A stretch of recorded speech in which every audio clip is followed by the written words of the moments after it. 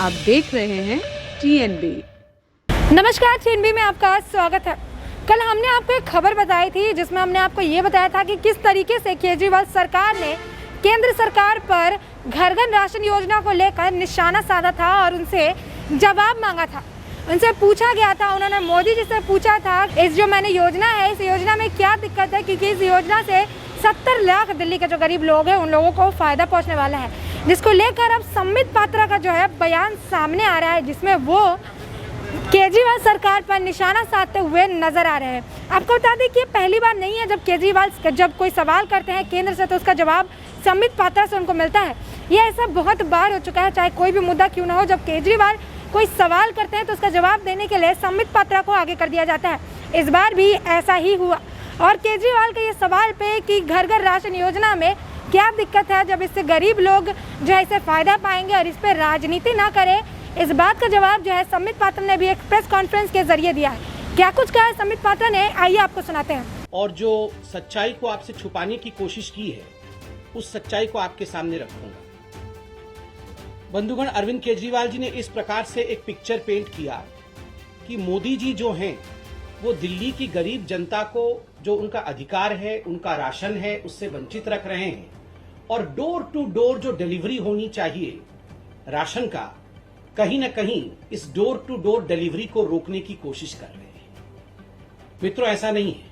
हकीकत क्या है, पहले तो मैं आपको बताना चाहूंगा कि मोदी जी ने अर्थात केंद्र सरकार ने दिल्ली की लगभग 72.78 लाख लोग जो नेशनल फूड सिक्योरिटी एक्ट के अंतर्गत आते हैं, उनके लिए मोदी जी ने क्या किया है और क्या दिया है जहां तक राशन का संबंध है। देखिए, दो स्कीम है अभी। एक स्कीम है नेशनल फूड सिक्योरिटी एक्ट, जिसको NFSA कहते हैं, और दूसरा स्कीम है प्रधानमंत्री गरीब कल्याण योजना। आप जानते हैं मोदी जी पूरे हिंदुस्तान के 80 करोड़ जनता को मुफ्त राशन मुहैया करा रहे हैं कोविड के समय। तो ये दो स्कीम के अंतर्गत दिल्ली में भी जो गरीब बंधु हैं, उनको भी, जो मजदूर हैं, जिनको आवश्यकता है, उनको भी मोदी जी राशन पहुंचा रहे हैं। कितना राशन अभी तक पहुंचाया गया है और कितना पहुंचा है, इसका हिसाब किताब हम देंगे। देखिए, याद रखिए, भारतीय जनता पार्टी हिसाब किताब में विश्वास रखती है, ड्रामा में नहीं। हम चाहते हैं कि हकीकत आपके सामने जाए। ये जो नेशनल फूड सिक्योरिटी एक्ट है, इसके अंतर्गत 37,400 मीट्रिक टन राशन या अनाज आज तक दिल्ली को मोदी जी ने भेजा है और दिल्ली सरकार ने जो उन्होंने खुद हिसाब दिया है कि मई के महीने में इसका लगभग 90% डिस्ट्रीब्यूट कर दिया है। और दूसरा स्कीम जो है वो प्रधानमंत्री गरीब कल्याण योजना का है। वे मई जून, अभी जून महीना चल रहा है, और मई जून और जून के 5 तारीख तक का आपको हिसाब दूंगा। इन दोनों महीनों में जो दिल्ली का कोटा है उससे अधिक 72,782 मीट्रिक टन यह अनाज जो है मोदी जी ने दिल्ली को भेजा। दिल्ली ने कितना उठाया? दिल्ली 53,045 मीट्रिक टन ही उठा पाई, अर्थात सारा उठा नहीं पाई, इतना ही उठा पाई। और ये जो 53,000 मीट्रिक टन उठाया है उन्होंने अपने कोटे में से, उसका मात्र 68% ही उन्होंने डिस्ट्रीब्यूट किया है। मात्र 68% ही वो बांटने में समर्थ रहे, बाकी वो बांट नहीं पाए। मुझे बड़े दुख के साथ कहना पड़ रहा है कि यहां अरविंद केजरीवाल जी ने बहुत सारे आंकड़े नहीं दिए। पहला आंकड़ा जो अरविंद केजरीवाल जी ने नहीं दिया वो यह है कि ये जो NFSA national food security act का स्कीम है, इसके अंतर्गत कितना पैसा, ये एक सब्सिडाइज स्कीम है, अर्थात इसका पैसा जो है वो केंद्र सरकार देती है और एक बहुत मिनिमम पैसा जो है वो राज्य सरकार देती है। अरविंद केजरीवाल जी कितना पैसा देते होंगे, मिनिमम जो पैसा है वो कितना देते हैं, और मोदी जी कितना देते हैं?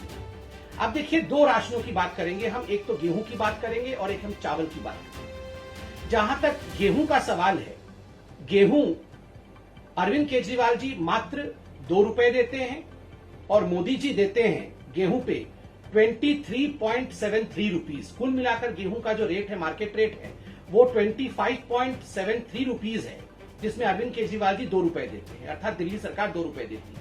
ठीक उसी प्रकार चावल में अरविंद केजरीवाल जी मात्र 3 रुपए देते हैं और मोदी जी देते हैं 33.79, अर्थात केंद्र सरकार देती है 33.79 रुपीज और राज्य सरकार देती है 3 रुपया। अधिकांश जो रेट है वह केंद्र सरकार देती है और एक बहुत मिनिमल अमाउंट जो है वो राज्य सरकार देती है, मगर उसमें भी जिस प्रकार की राजनीति हो रही है वो हम सब देख रहे हैं। बंधुगण, ये जो नेशनल फूड सिक्योरिटी एक्ट है, यह एक राष्ट्रीय स्कीम है, यह एक नेशनल स्कीम है।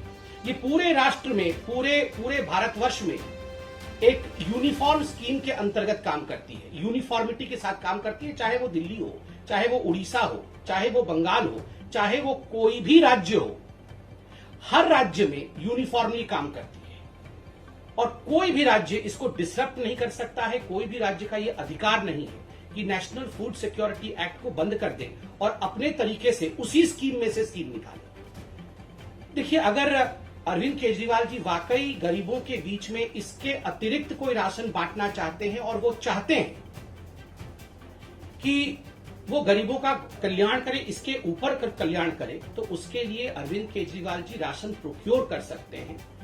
जो केंद्र सरकार देती है उसके अलावा भी राशन खरीद सकते हैं और नोटिफाइड रेट में खरीद सकते हैं।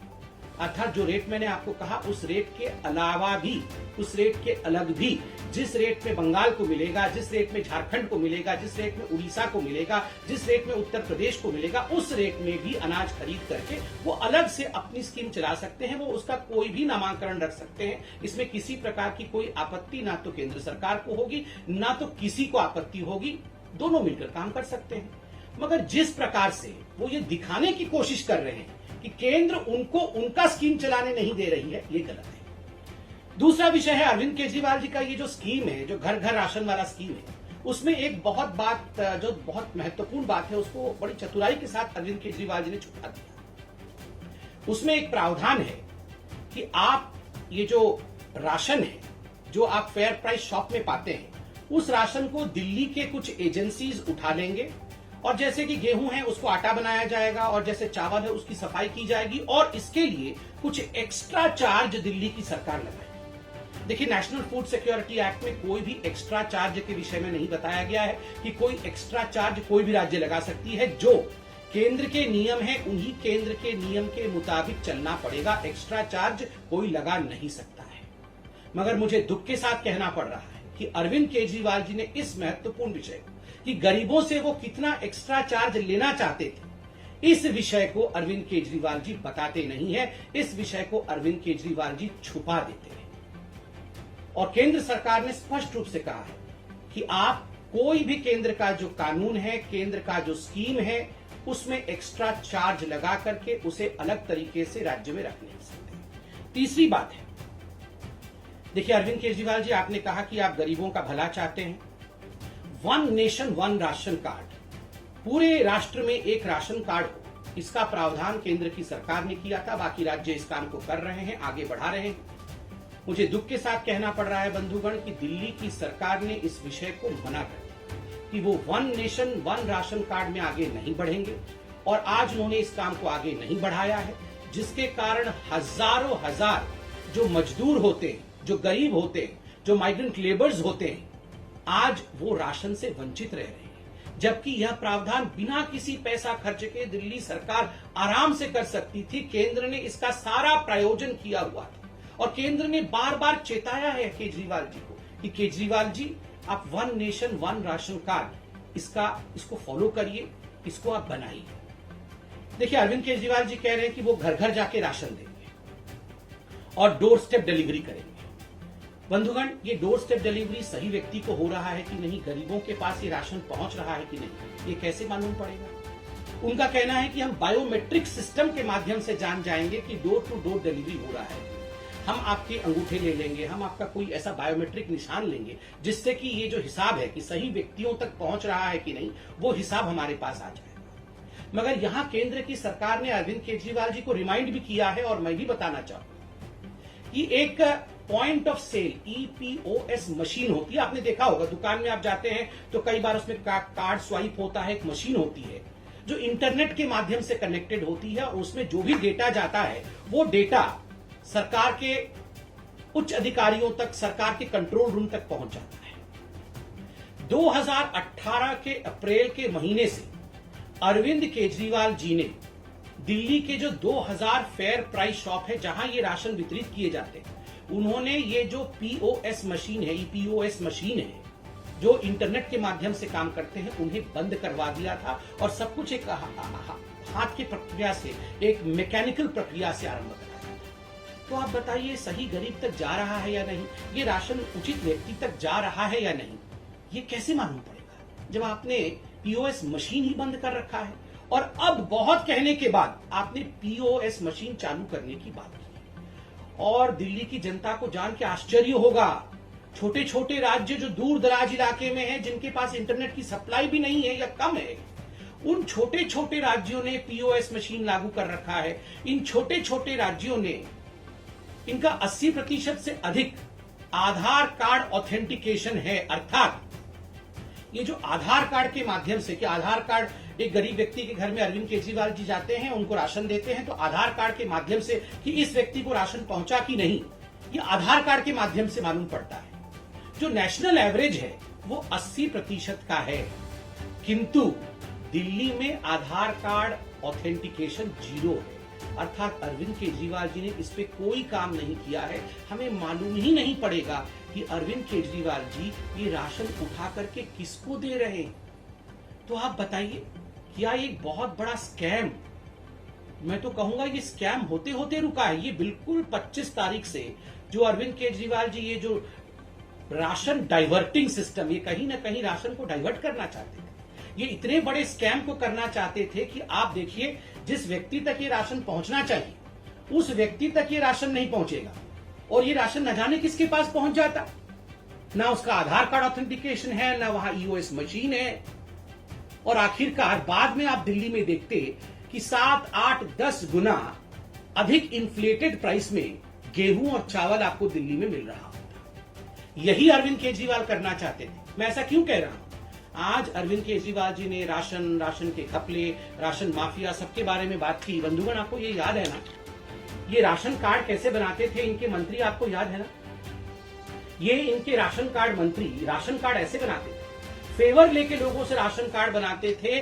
पूरा केस कोर्ट में गया और अरविंद केजरीवाल जी को अपने मंत्री को ही हटाना पड़ा।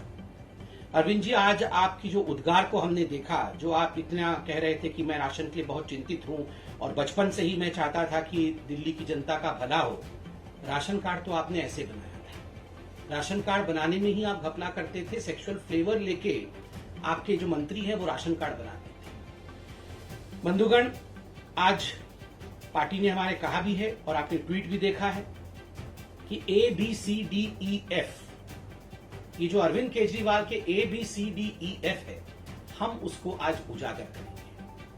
क्या है अरविंद केजरीवाल जी का ये गवर्निंग मॉड्यूल या उनका जो काम करने का तरीका है?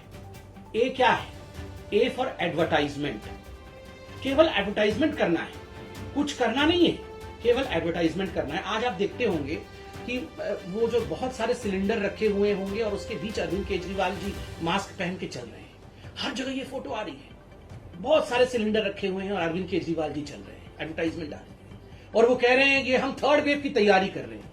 अरविंद केजरीवाल जी, ऐसे ही अगर आप सिलेंडर के बीच में मास्क पहन करके 2nd वेव से पहले चल दिए होते तो आज 2nd वेव ही नहीं होता और ये सारी चीजें नहीं होती। आप उस समय भी एडवर्टाइजमेंट कर रहे थे, आज भी एडवर्टाइजमेंट कर रहे हैं। 1000 करोड़ रुपए, 900 करोड़ के आसपास आपने एडवर्टाइजमेंट में खर्च किया। और दिल्ली वासियों, अगर यही 900 करोड़ रुपए उन्होंने राशन पे खर्च कर दिया होता ना, तो आज घर घर अनाज तो क्या, घर घर फल फ्रूट तक पहुंच गया होता। सबके घर में एक सेव, एक अनार भी पहुंच रहा होता, अगर वो वाकई 1000 करोड़ रुपए एडवर्टाइजमेंट पे नहीं खर्च करते। A for advertisement, B for blame.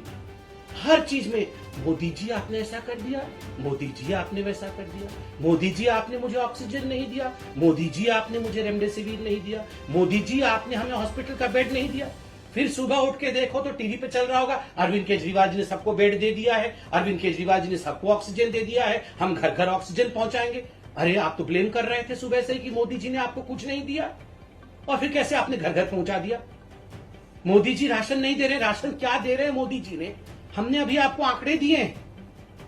Modi ji 25 रुपए दे रहे हैं, आप 2 रुपए दे रहे हैं। मोदी जी 33 रुपए दे रहे हैं, आप 3 रुपए दे रहे हैं। और उसके बाद भी आप इतनी जोर आवाज कर रहे हैं, जबकि जो भी आपका ड्यू है वो ड्यू आपको मई और जून के महीने का वो दे दिया गया है, आप उसे डिस्ट्रीब्यूट नहीं कर पा रहे हैं। फिर भी B for blame, A for advertisement and B for blame, C for credit. हर चीज में क्रेडिट लेना है जी इनको, बस क्रेडिट। सुबह से उठकर दोनों भाई अरविंद केजरीवाल और मनीष सिसोदिया दो डायरेक्शन में निकल जाते हैं, क्रेडिट लेने की डायरेक्शन। अरे आप तो खुद ही बोलते हैं हमें काम करने नहीं दिया जा रहा है, कोई भी नहीं चाहता है कि दिल्ली सरकार काम करे। मोदी जी आपको सारे अड़ंगे अटका के रखे हुए हैं, कोई भी आपको आगे नहीं बढ़ने दे रहा है, फिर कई चीज की क्रेडिट ले लेते हैं जी। मोहल्ला क्लिनिक खोल दिया जी हमने, पूरे विश्व का सबसे बड़ा मोहल्ला क्लिनिक है। आप देखिए हर गली कोने में मोहल्ला क्लिनिक है। इतना क्रेडिट लिया आपने, फिर निकला क्या? खोदा पहाड़ निकली चुहिया। वो मोहल्ला क्लिनिक का क्या हो रहा है जी, आप बताइए। और तो और मैं तो आपको एक जजमेंट भी पढ़ के सुनाऊंगा, पहले एबीसीडी कंप्लीट कर। C for credit, A for advertisement, B for blame, D drama. आज पता नहीं किस, मैं तो मोदी जी आप देखिए लड़ने का समय ही नहीं है जी, हम सबको मिलके काम करना चाहिए जी। हम किसी भी विषय में मैं राजनीति नहीं करता हूं। अरे अरविंद केजरीवाल जी, हर विषय में आप केवल राजनीति करते हैं, सुबह से शाम तक राजनीति। सर्जिकल स्ट्राइक हो तो राजनीति। 26 जनवरी के समय तो आप रजाई ओढ़ के लेटे हुए थे, आपको याद है ना राजपथ पे कैसे रजाई ओढ़ के लेटे हुए थे कि 26 जनवरी तक नहीं होने दूंगा। और आप बोल रहे हैं आप राजनीति नहीं करते हैं, हर चीज में राजनीति करते हैं। वैक्सीन में राजनीति, राशन में राजनीति, ऑक्सीजन में राजनीति, बेड में राजनीति, वेंटिलेटर में राजनीति, हर चीज में राजनीति करते हैं। और फिर ऐसा ड्रामा करते हैं कि मैं तो कुछ नहीं करता हूं जी, वो सारा कुछ मोदी जी मुझे नहीं करने दे रहे हैं। और ई, ए बी सी डी तक तो हो गया। ई एक्सक्यूजेस, बहाने। हर चीज में आप बहाने देख लीजिए, हर चीज में बहाने देख लीजिए। जब आज स्पष्ट रूप से आपको सरकार ने कहा है कि आप घर घर राशन देना चाहते हैं, स्वागत है। अनाज है, गोदाम में अनाज है, आप आए, अनाज खरीदें। और जिस प्रकार भी मुख्यमंत्री घर घर योजना चलाना चाहते हैं, केजरीवाल जी घर घर योजना चलाना चाहते हैं, कौन रोक सकता है जी आपको? आप आइए, गोदाम से जो नोटिफाइड रेट है उसमें खरीदिए, खरीद के जाके घर घर बांटिए, कोई आपत्ति नहीं है। नहीं, जो मोदी जी दे रहे हैं उसी में अड़ंगा फंसाना है और फिर बाद में रोना भी है, एक्सक्यूज भी ढूंढना है कि देखो जी मोदी जी ने नहीं करने दिया। अपना सारा पैसा एडवर्टाइजमेंट पे खर्च कर देना है, और जो एक नेशनल यूनिफॉर्म स्कीम चल रहा है उसको कैसे नहीं होने देना है, ये आपने देखा। E for excuse. और जब A for advertisement, B for blame, C for credit, D for drama और ई फॉर एक्सक्यूज होगा तो स्वाभाविक है एफ फॉर फेल्योर। गवर्नमेंट का पूरा फेल्योर हो गया है। ना एक हॉस्पिटल बनाया, ना कोई इंफ्रास्ट्रक्चर बनाया, ना वेंटिलेटर प्रोक्योर किया, ना ऑक्सीजन प्लांट बनाए। कभी कहते हैं इस महीने में 44 ऑक्सीजन प्लांट बन जाएगा, उसके अगले दिन कहते हैं 84 बना देंगे जी। मतलब क्या मजाक बना के रखा हुआ है, बन तो एक भी नहीं रहा है। कभी 44 बना देंगे, कभी 64 बना देंगे, कभी 84 बना देंगे, फिर सुबह आके मोदी जी ने बनाने नहीं दिया। तो अरविंद केजरीवाल जी, ये ABCDEF के ड्रामा को बंद करिए। तो जैसे कि आपने सुना कि संबित पात्रा ने बहुत साफ शब्दों में कहा कि अच्छा हुआ कि सरकार ने जो है, केंद्र सरकार ने इस घर घर राशन योजना पर रोक लगा दी, वरना बड़ा घोटाला हो जाता। साथ ही उन्होंने ये कहा कि केजरीवाल जो है वो उनका काम सिर्फ प्रचार करना है, वो अपने फोटो के साथ सिर्फ प्रचार करना चाहते हैं। साथ उन्होंने ये भी मेंशन किया कि उन्होंने कहा कि भाई ये सारा जो मामला है वो one nation one ration card को लेकर है, जो स्कीम जो है केजरीवाल सरकार नहीं चाहती है कि आए। साथ ही उन्होंने ये भी बताया कि जितनी मतलब एक लिमिट होती है अनाज प्रदान करने की, उससे ज़्यादा लिमिट जो है हम दिल्ली सरकार को प्रदान कर रहे हैं। हमें हर केजी जो चावल है उस पर हमें 23 रुपए देने पड़ते हैं, जबकि हम दिल्ली में जो है उस अनाज को 3 रुपये किलो प्रति किलो पे हम उनको अवेलेबल कराते हैं, जिससे वो बांट सके। साथ ही उन्होंने ये भी कहा कि हम जो है लिमिट से ज़्यादा अनाज दिल्ली सरकार को मुहैया करा चुके हैं, जिसमें से अभी 70% भी खर्च दिल्ली सरकार नहीं कर पाई है। उसके बाद अभी फिर वो अनाज का रोना रोने लगे हैं। और उसके बाद संबित पात्रा ने कहा कि अगर ये अनाज आता और ये घर घर राशन की योजना पास कर दी जाती तो पता नहीं राशन जो है किसके किसके घर में पहुंचता, जिसको लेकर उन्होंने कहा कि केंद्र सरकार का जो ये फैसला था कि घर घर राशन योजना पे रोक लगाया जाए, इसे उचित ठहराया। और साथ ही उन्होंने ये भी कहा कि केजरीवाल ऐसे बात करते हैं जैसे लगता है कि केंद्र सरकार ने दिल्ली के लोगों की जो है जो बेसिक राइट्स है उनको छीन लिया, जबकि ऐसा कुछ भी नहीं है। और केजरीवाल सरकार जो है मेनली केजरीवाल जो है लोगों को गुमराह करने की कोशिश करते हैं और हर चीज़ को जो है बहुत ज़्यादा एक बड़ा मुद्दा बनाते हैं, जबकि मुद्दा होता नहीं है।